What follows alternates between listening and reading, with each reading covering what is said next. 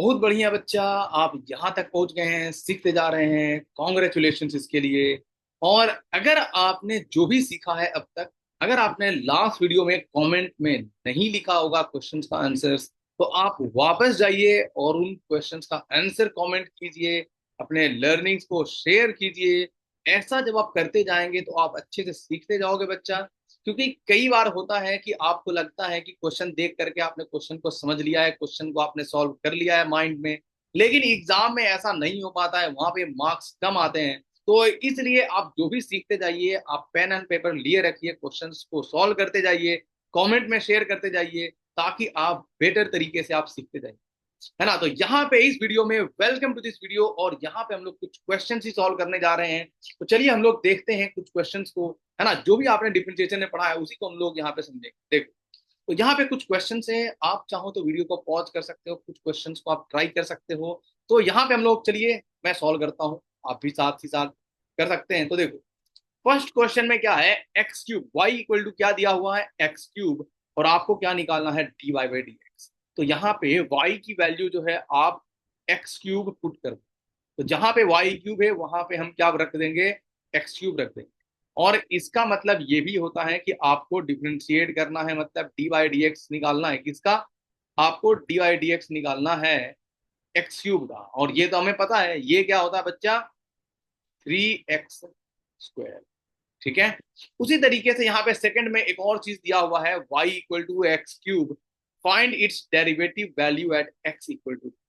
मतलब आपको इसको डिफरेंशिएट तो करना ही है, इसको डी बाई डी एक्स तो निकालना है, d y by d x तो निकालना ही है।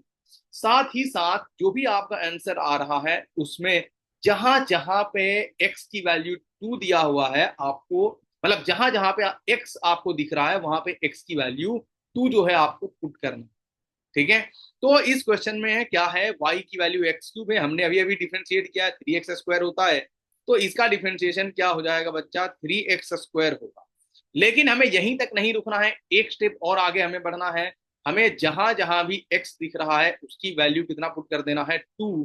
तो यहाँ पे ये वैल्यू कितना हो जाएगा, 3 × 2 का स्क्वायर, और ये कितना हो जाएगा आपका 12।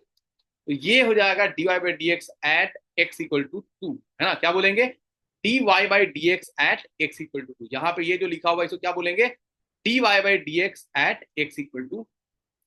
अब यहाँ पे इन क्वेश्चंस को भी यहाँ पे सॉल्व करेंगे। आप चाहे तो फिर से वीडियो को पॉज कर सकते हैं, इन क्वेश्चन को ट्राई कर सकते हैं।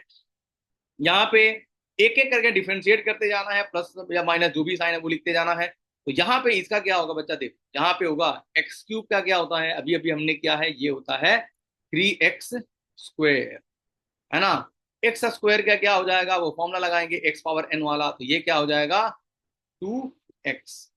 5 क्या है, कांस्टेंट है, कांस्टेंट का डिफरेंशिएशन क्या होता है बच्चा, 0 होता है। तो यहाँ पर क्या लिख देंगे, +0।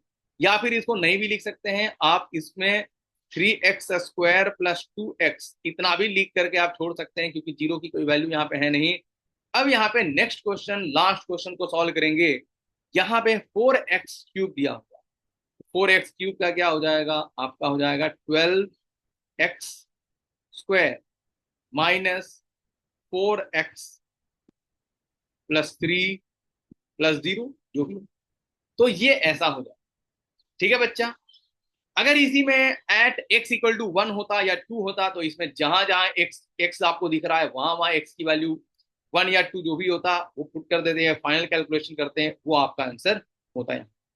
तो जिस तरीके से हमने कुछ इंपॉर्टेंट चीजों को सीखा है, एक बार आप दोबारा इस वीडियो को देख सकते हैं, समझ सकते हैं कि किस तरीके से ऐसे पोलिनोमियल एक्सप्रेशन को डिफरेंशिएट हम लोग करते हैं। इट इज वेरी इंपॉर्टेंट बच्चा।